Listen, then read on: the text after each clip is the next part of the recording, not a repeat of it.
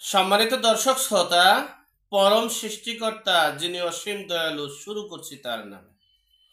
আজকে একটা গুরুত্বপূর্ণ বিষয় নিয়ে আপনাদের সাথে শেয়ার করছি। বিষয়টা হচ্ছে ডোনাল্ড ট্রাম্প।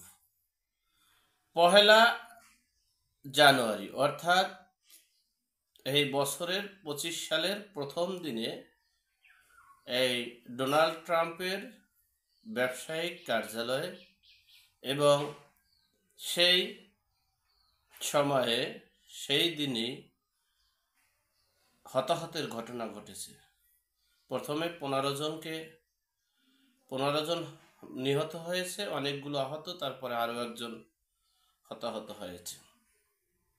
সেই হতাহতের সাথে সম্পৃক্ত একজন জঙ্গি হিসেবে চিহ্নিত ব্যক্তি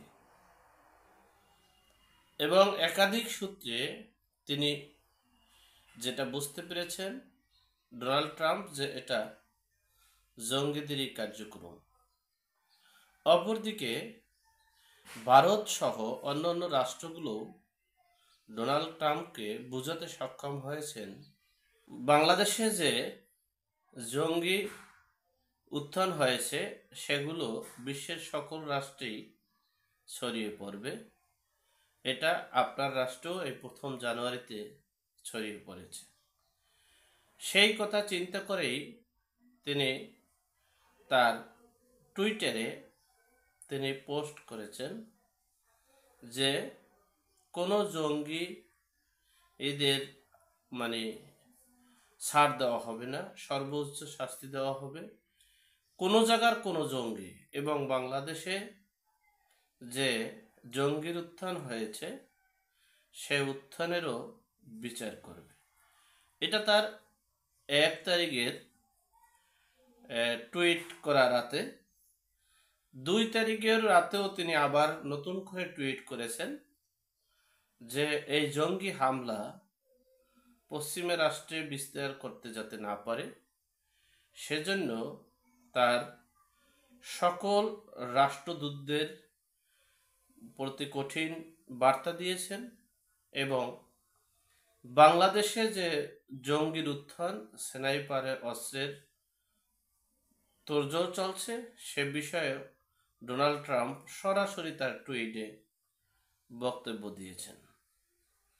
অপরদিকে ভারত সহ ভারতের শুভাকাঙ্ক্ষী রাষ্ট্রগুলো এবং মার্কিন যুক্তরাজ্য, আমেরিকা সহ চীন সহ সকল রাষ্ট্রগুলো এখন বরাবরের মতো জঙ্গিদের উপর তারা আতঙ্ক ফিল করছে এবং তারা তাদের নিজেদেরকে রক্ষা করার জন্য যেসব অঞ্চলে জঙ্গির উত্থান হয়েছে, জঙ্গিদের প্রভাব পড়েছে, সেসব অঞ্চল এবং সেসব রাষ্ট্রগুলোর উপরে কঠিনভাবে তিনি পদক্ষেপ নেবেন।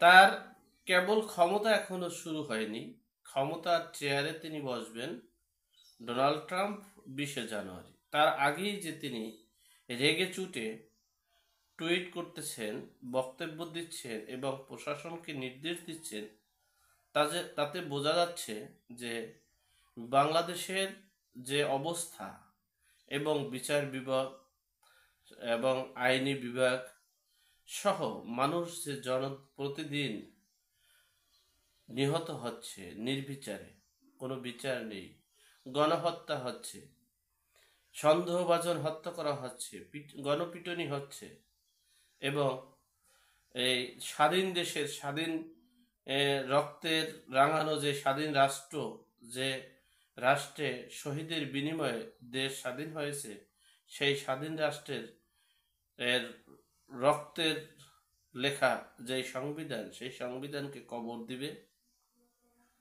জয় বাংলা স্লোগান নিষিদ্ধ। যিনি জয় বাংলা স্লোগান দিবে, যিনি আওয়ামী লীগের নাম উচ্চারণ করবে, যিনি ছাত্রলীগের নাম উচ্চারণ করবে, তাদেরকে গ্রেপ্তার করা হবে, জুলুম করা হবে এবং গণহারে পিটিয়ে হত্যা করা হবে। এই দেশে আমরা এটা আশা করিনি।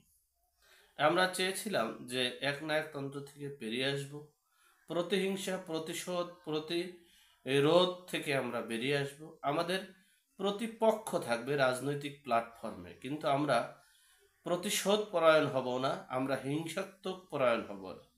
আমরা আমাদের কর্মের মাধ্যমে, আমরা আমাদের যোগ্যতার মাধ্যমে জনগণের ম্যান্ডেট নিয়ে নির্বাচিত হয়ে দেশ পরিচালনায় অংশগ্রহণ করব। আমরা সেই প্রত্যাশাই করেছিলাম 5ই আগস্টের পর থেকে।